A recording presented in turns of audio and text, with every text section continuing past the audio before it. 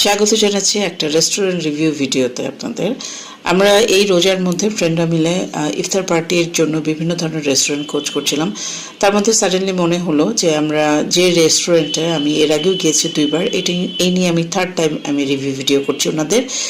তো এখানটাতে আমরা যেতে পারি এবং আমি বাকি 2 দিন যে গিয়েছিলাম তখন সন্ধ্যার সময় গিয়েছিলাম, যার জন্য আমি পুরোটা ওইভাবে ভিডিওতে আনতে পারিনি, বা দিনের বেলায় যে তাদের লুকটা, তাদের রুফটপে যে একটা এক্সটেনশন পার্ট আছে সেটা দেখাতে পারি। তো আমরা ফ্রেন্ডরা সব একে একে করে আসছিলাম, ওয়েট করছিলাম এবং এর মধ্যেই চিন্তা করলাম যে লোকজন একটু কম। আমরা 4:30-তে পৌঁছে গিয়েছিলাম, তখন দেখলাম লোকজন আসেনি, ওইভাবে ভিড় সমাগম এরকম হয়নি। সো আমি এর মধ্যে ভিডিওটা করে নিলাম, বিকজ অন্যান্য সময় যখন আমরা ভিডিও করি তখন ডেফিনেটলি ক্লায়েন্ট থাকে এবং তাদেরকে নিয়ে ভিডিও করাটা অনেক সময় তারাও এম্বারেস ফিল করে, বাট নিতে চায় না, মাঝে মাঝে তাও চলে আসে 2-1 জনের ছবি।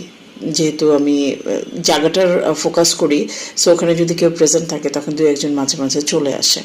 এনিওয়ে, তা আমি এর আগে 2বার গিয়েছিলাম, তখন সন্ধ্যার পরে গিয়েছিলাম রাতের বেলায়। ওইভাবে দিনের বেলার যে একটা লুক, সৌন্দর্য, সেটা আমি ওইভাবে দেখাতে পারিনি। তো চিন্তা করলাম এই সুবর্ণ সুযোগ, এখন যেহেতু হাতে সময়ও আমাদের অনেকটা ছিল, আমি ভিডিওটা করছি এবং ভেতরে আমার ফ্রেন্ডরাও ওয়েট করছিল। এই হচ্ছে বাইরের পোর্শনটা। ভেতরের ইনডোরে যেটা আছে সেই পোর্শনের সাথে লাগানো এই পোর্শনটাও অনরুফ, এবং এখানেও তাদের কিন্তু সিটিং অ্যারেঞ্জমেন্ট তারা রেখেছে। রোজার মধ্যে খুব প্রচুর ভিড় থাকে। আমরা তাদের যতবার গিয়েছি বা শুনেছি, প্লাস ছবি যেগুলো দেখেছি তাদের ফেসবুকে, যথেষ্ট রকম ভিড় কিন্তু এই রোজার মধ্যে থাকে। আমাদের রিভিউটা শুনে আমার হাজব্যান্ড তার কলিগসদের নিয়ে গিয়েছিল, ওই দিনও তারা দেখেছে যে প্রচুর রকম ভিড় ছিল, তাদেরকে একটু আগেই টেবিল বুকিংটা দিতে হয়েছিল। তো রুফটপের এক্সটেনশন পার্টটাতে আমরা যাচ্ছি। এখানটাতে আমি কখনোই যাইনি, ফার্স্ট টাইম।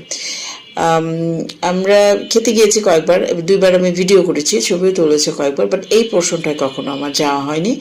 তো রুফটপ তো সবসময় সবার জন্য খুব ভালো লাগা কাজ করে, একদম খোলা আকাশের নিচে খাওয়া দাওয়া। আর এখনকার এইবারে রোজাটা কিন্তু খুব বেশি কষ্টদায়ক ছিল না, মানে খুব যে তৃষ্ণার্ত হয়ে যাওয়া, খুব গরমের একটা ব্যাপার সেরকম ছিল না, যার জন্য অনেকেই কিন্তু রুফটপটা প্রেফার করেছে। শেড দেওয়া আছে, তার নিচে সোফা আছে। আপনার এখানে অ্যাট এ টাইমে এক একটা ফেজে সম্ভবত 6 থেকে 8 জনের মতো করে বসতে পেরেছে। তো এটা 6 জনই ফ্লেক্সিবল ওয়েতে বসা যায়, বাট 8 জন যদি কেউ টিমটা বড় থাকে তাহলে হয়তো তারা বসতে পারে এখানে। তো শেডের নিচে এই পোর্শনটা ছিল, বাকিটা একদম ওপেনলি রুফটপের যে একটা ব্যাপার আমেজ, সেটা আপনারা এখানটাতে পাবেন। এই কর্নারটা আমার খুব ভালো লেগেছে।